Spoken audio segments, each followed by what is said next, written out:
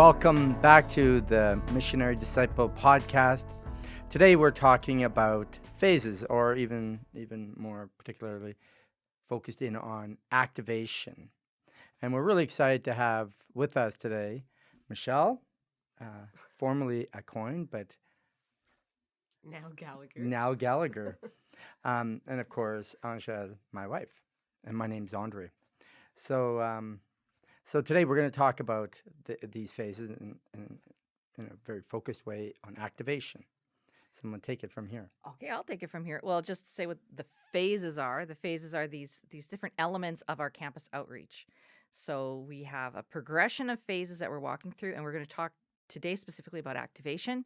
And Michelle's just going to fly us through that whole circuit of phases that we That's have why on she's campus. here, because we actually don't know the phases. No, you and because I. actually CCO has actually improved the teaching. Okay. So when I taught it, we had like 3 or 4. Okay. But they've improved. Now And it's I'm 5. all Okay. cool about improvement. So you tell us Okay. the new And articulation. we're going to of those sit here at phases. your feet, and we're going to learn from you. Teach us the things. Sure.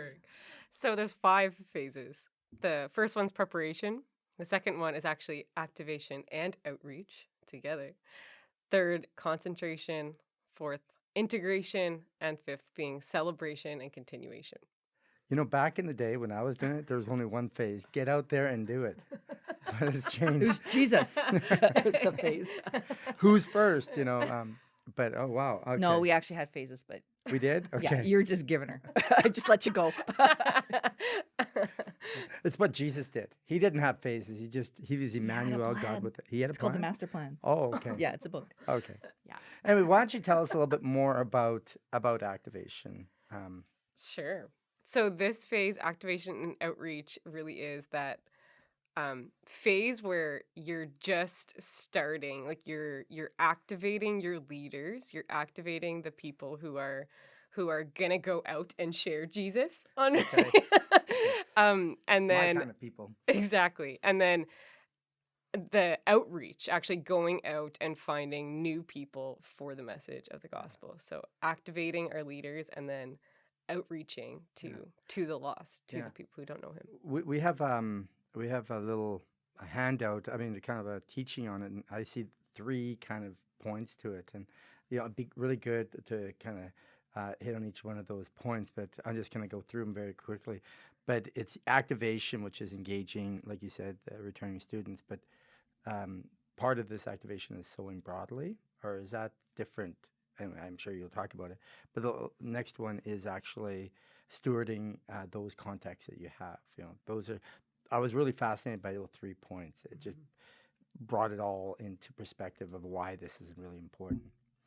So Yeah, tell the us. document Andre's referencing, for those of you that are watching, is one of our teachings that I'm sure you'll have a link, a PDF to, so you can follow along and get more in-depth stuff in there.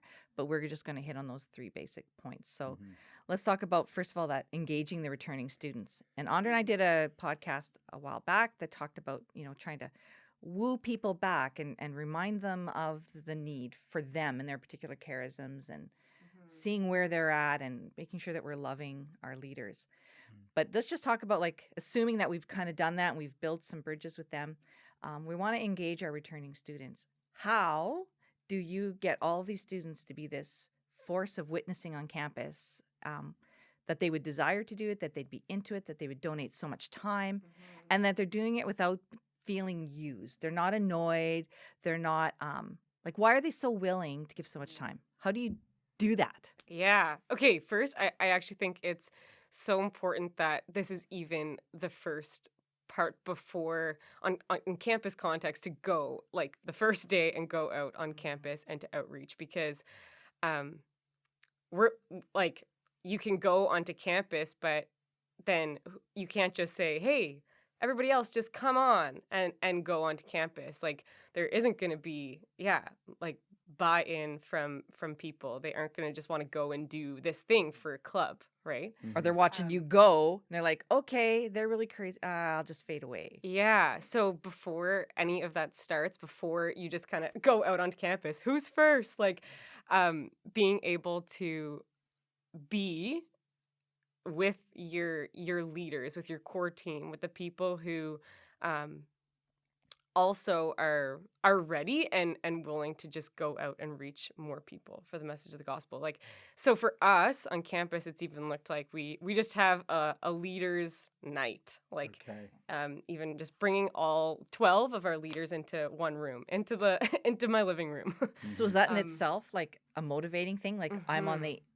I'm a leader. Like, do people Yeah. feel seen and Yeah. I don't know, something very beautiful Mhm. about that? Yeah, Like, being a part of like the team, yeah. right? Mhm. So being able to gather, being able to come together. Okay, maybe, it's been all summer, it's been Christmas break, but now we're all together again. And why are we together? What do we do together? Mhm. Are we just who are we? Like what's our role together? And so Mhm.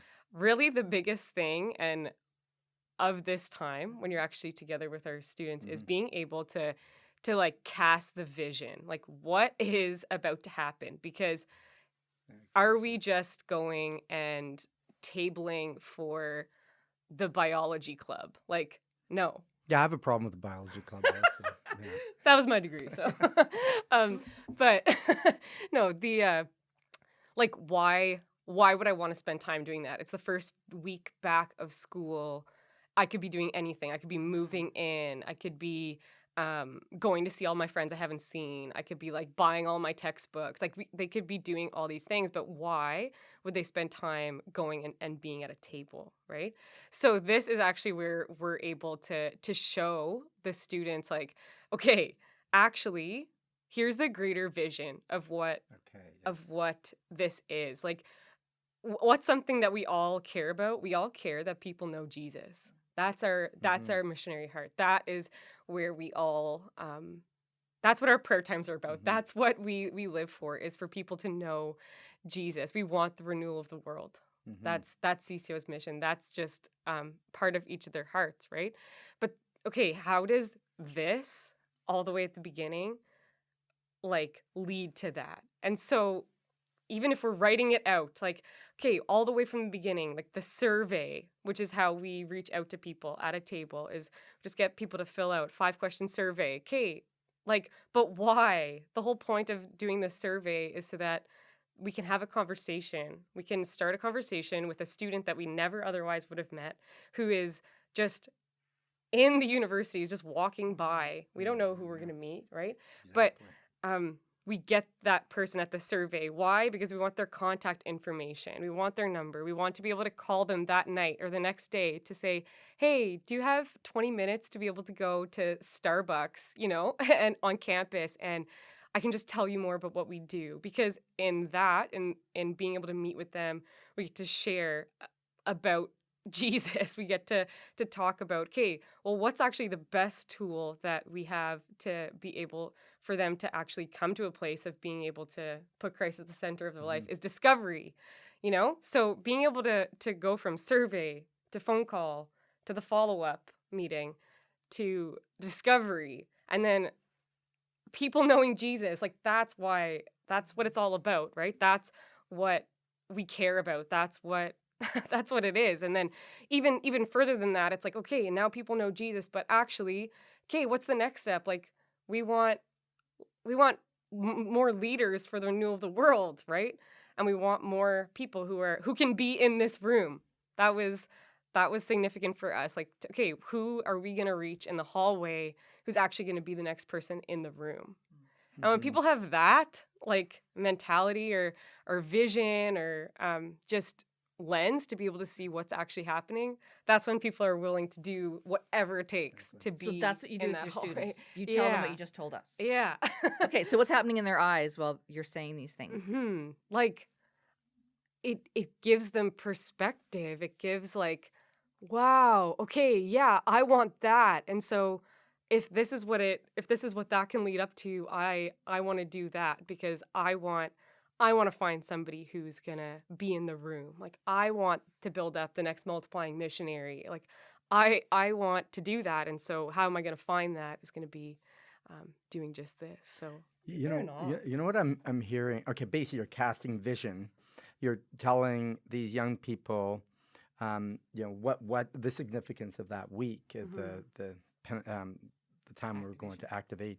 Um, but what I'm hearing, and people, you go to conferences all the time about evangelization, and everyone's kind of go out, do this, and everyone in the crowd is motivated and they desire, and Father says, hey, we want the church to grow. We want our children to come back. And everyone's saying amen to that, okay? And so when you're motivating your people, what stands out for me is that you're not just, getting people excited about renewal of the world. You're actually, in a very intentional, concrete, step by step, here is how it's going to happen.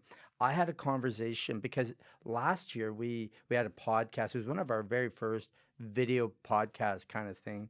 And it was at Ottawa U, and in the background you saw all the students. And so I talked to the students about their reaching out and this activation stage. Right. And so we went through how it happens. Okay, not in such a kind of concrete way, but and someone commented to me. They said that is gold, because we, in a parish or any other ministry trying to get something going, we want to do it, but we actually don't know how to go about getting those people that are just wandering the hallways or wandering our parish or wandering the neighborhood.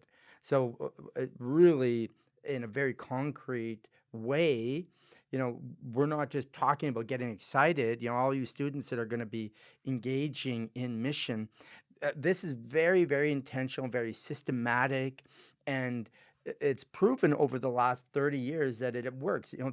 That survey leads to conversion, and that conversion leads to a missionary disciple being formed.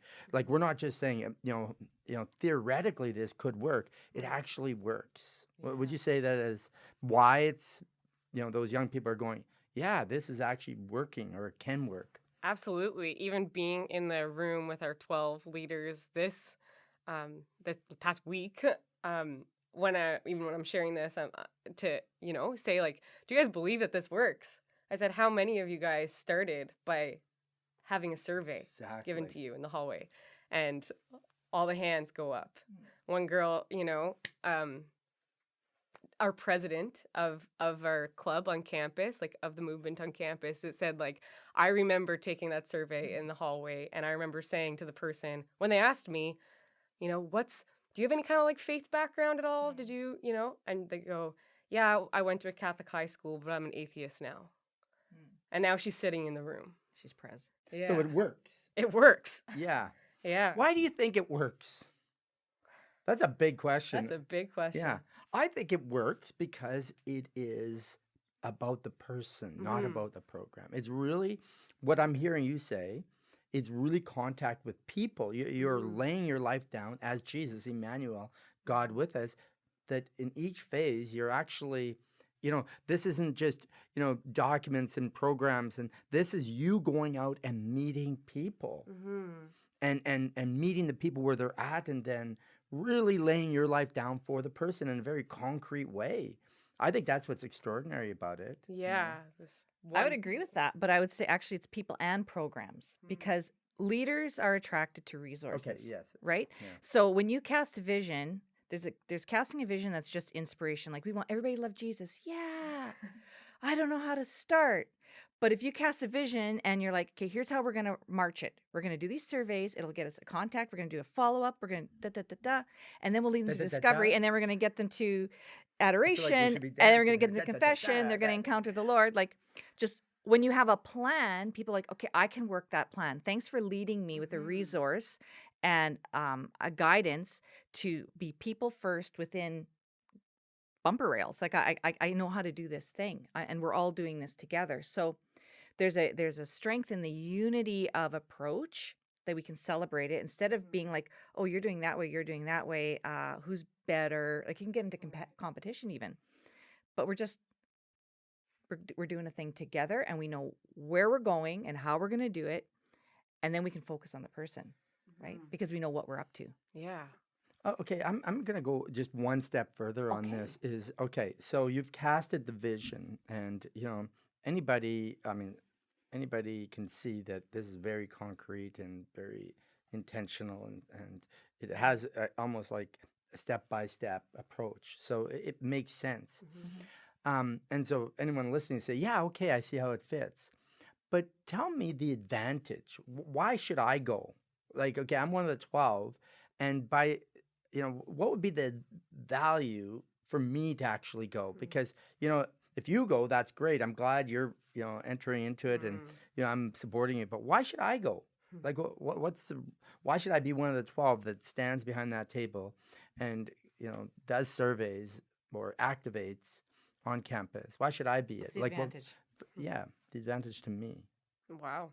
I think, That's a good question, huh? yeah, good question, I have to Andre. get down to it, it's like because that's what we want our listeners. Mhm.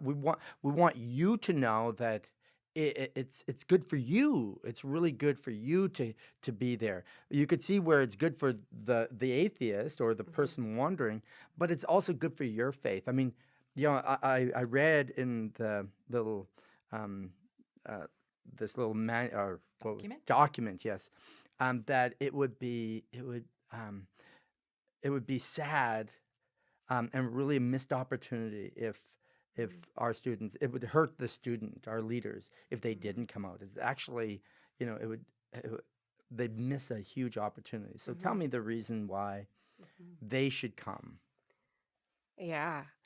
I think a big um, lie or temptation that we can actually believe is that we don't need to be the one that goes, right? We don't need to be one of the 12 that goes out. Like they can do it or they're better at it Yeah. or whatever, but not me. Like I don't need to do that. But for not only like for the souls that could be reached through you, right? Like actually that's why it matters for the others, it matters for the lost sheep, it matters for them. But yeah, also it's your own um thing that you're going to be missing out on for yourself, because actually to be able to engage in this kind of missionary activity is um it's huge. It plays a huge role in your own faith. It plays a huge role in your own relationship with God, where you're actually going out and you're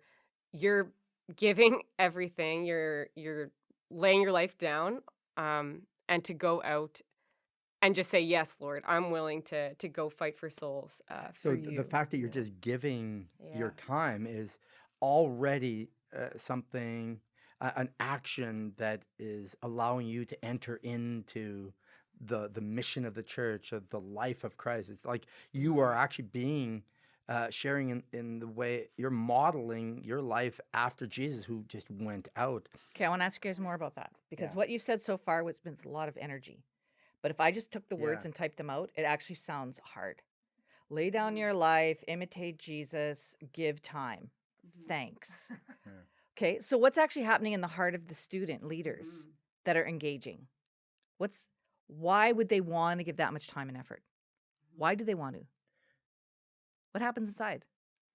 Well, can I jump in because this is Yes, tell really I us. think this is really the point we're trying to make here today is that John Paul II says it, and we see it. Saint John Paul II said it, and we see it actually lived out.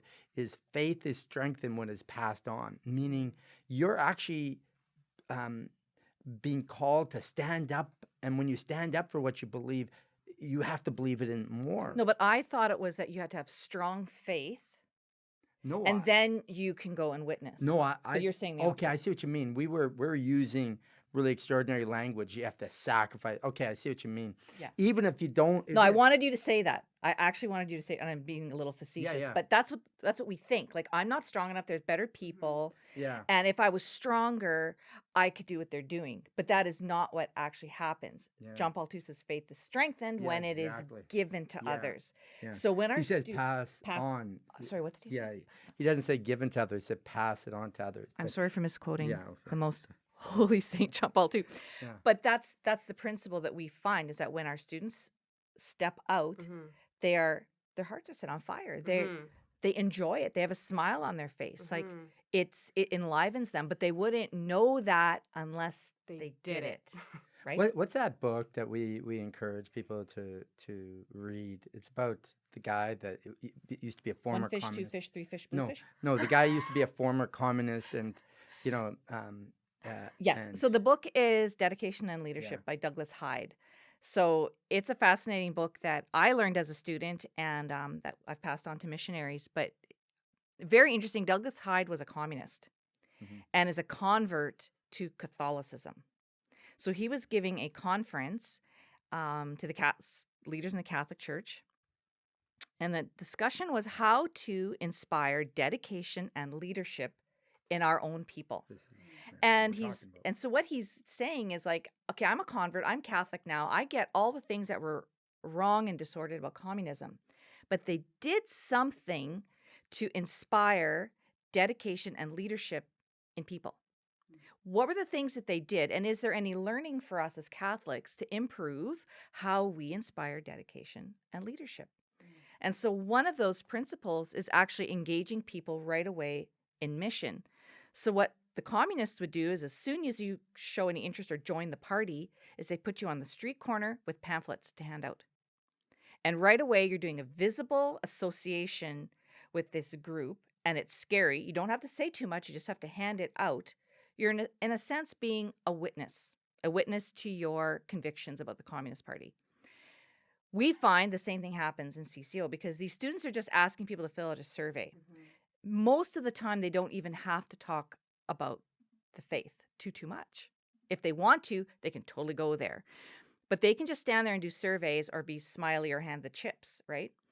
But that whole experience of standing by that table and talking to Exactly. people is making them do something internally in an external way. And it builds affinity.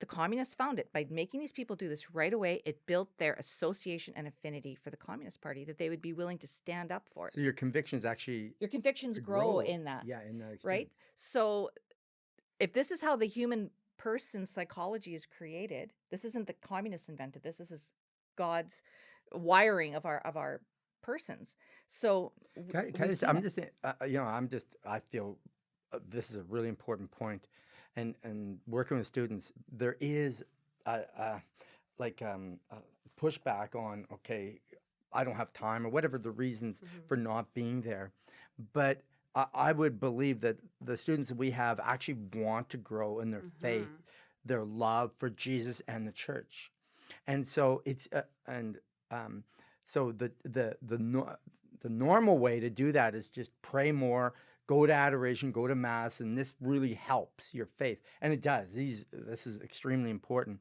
But what you're suggesting is that there is like your faith. You know, you're standing on it, your convictions. You have to stand on your convictions. Your convictions might be this much.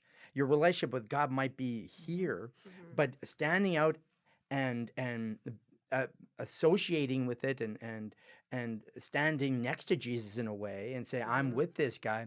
Your faith, in my experience and the experience of students, is that the Holy Spirit stirs up and your own associating with it grows. Right. So you don't just grow missionary skills or missionary fervor, your faith grows. Your spiritual life grows. So holiness and mission go together. And that's what we've seen over and over again, that the students that engage in mission, their holiness grows.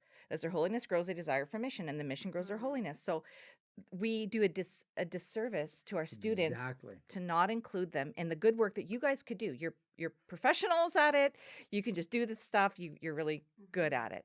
But you know what it does for their own hearts and what it does for the heart of the one that they're going to reach, because more hands means more people do get reached, right? Exactly. Yeah. So have you seen on campus and in your own life that actually faith does grow when they stand there? Because, again, we're trying to encourage you to really be part of this activation phase, going out and standing next to the table. Have you seen that happen where faith grows or conviction grows or their holiness grows through it? For sure. Yeah. How can it not? Like being at the table is such a good example of just a way that people leave it with, how can you not leave with a burning missionary heart, with just a greater heart for people in the same way that Jesus does, but also just knowing that like your heart has been united to Jesus's heart For the lost. And for yeah, his people, exactly. right? You're becoming more like him in a sense, Would right? you say that the one reason they don't is because of time, and or is it because they're too busy, or do you think it's because it's too difficult? I would say neither. Yeah. Hmm. But why aren't Right. they? Like, why wouldn't a student, like, why do you think they're not the ones that should be out Hmm. there? Why aren't they? Is it because it's too difficult of a Hmm. thing, or is it too difficult? They're too busy, or it's too difficult. Hmm. Um, I I wouldn't say like too busy, because actually, when people have the heart So for you're mission, saying it they'll just do seems too whatever it takes. difficult of a Those are sacrifice. the reasons students Hmm. will give. Okay. Hmm. But what you were saying to me before we started the podcast is that it's actually lack of vision. Hmm. So you had a Can't see story. it. You had a story of a student that was too busy, was doing a lot of things. And then when she received Hmm. your spiel that you gave at the beginning of this podcast, it was like, oh, right? Tell Yeah. us about her. Yeah. Okay. So, one student who particularly was new, like, um, a new leader this semester. So, this is the first time that they're really taking on leadership in the movement on campus. They've never stood at the table before. They've never done any of that. But um, before we had started, but the week before school, um, she was kind of saying, "Okay, well, I actually have already committed to something for the first week of classes. Like like as like a frosh facilitator, Hmm. like welcoming all the people in. So Hmm. actually, that's a lot of time of your Yeah, first week of exactly. campus. Like that's like like very exhausting, a lot of time, all the things. But we just said, okay, but just come to the 3 hour leader night, and let's just like really like put all our eggs in one basket. Let's just like get you there. And in being there and seeing the vision, hearing the vision, being with the other leaders, all she could say was, I remember a year ago, just 1 year ago, when I was in first year and I was here and somebody surveyed me, and now I'm in the room. Now I'm here. Wow. I'm in the room. I'm the one actually going out and going to survey. I'm going to go do it. So amidst all of her crazy schedule, she was there probably more than anybody, Wow. actually. Like in the surveys, using all the free time that she actually could have been unpacking, actually could have been like, resting from the things that she's doing all evening, but that she's there and that she's, willing to, okay, she doesn't have much time, but not going to even waste time on the bus. I'm going to Uber to go do phone calls to go get the follow-ups, like for meeting people at Starbucks. And like Yeah. that's, you Well, know. what I hear there in Mhm. her example is just actually how expedited, how quickly Hmm. that happened, from somebody that was surveyed and wherever her faith was to now she's going to be the one Mhm. witnessing. I would say, and I'm making a big statement here, but I believe it, is that we actually can and are going to see a great revolution, a restoring, a coming back, a missionary age in the church. Meaning, we're going to see the Mhm. lost come back. I mean, the news out there is that we're losing people. I mean, Mhm. the numbers are just very, very difficult to look at and to accept. I mean, just, there's a great exodus. But I believe that in a very short amount of time, there could be a reversal of that. Meaning the church can actually be fruitful Mhm. and bringing those wandering souls back. And this is a moment.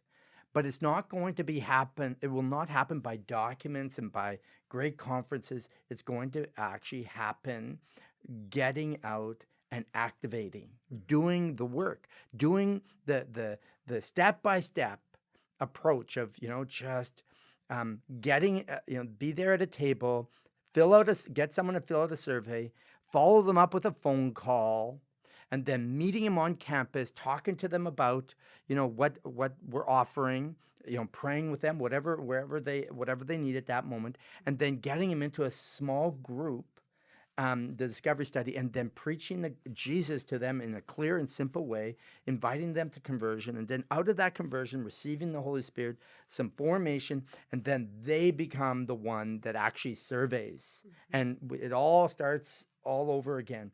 That can happen, and you've testified to it, in 1 year, one person, and there are many right across the country. So we're inviting you today, as you kind of gather in your teams, or you're watching this podcast, videocast, whatever we want to call it. I want you to know that we're inviting you into a great Catholic missionary revolution, bringing back those who have wandered, bringing them back into the church. The moment is now, as St. John Paul II said. And so we're inviting you to join us and taking that step and become an activator.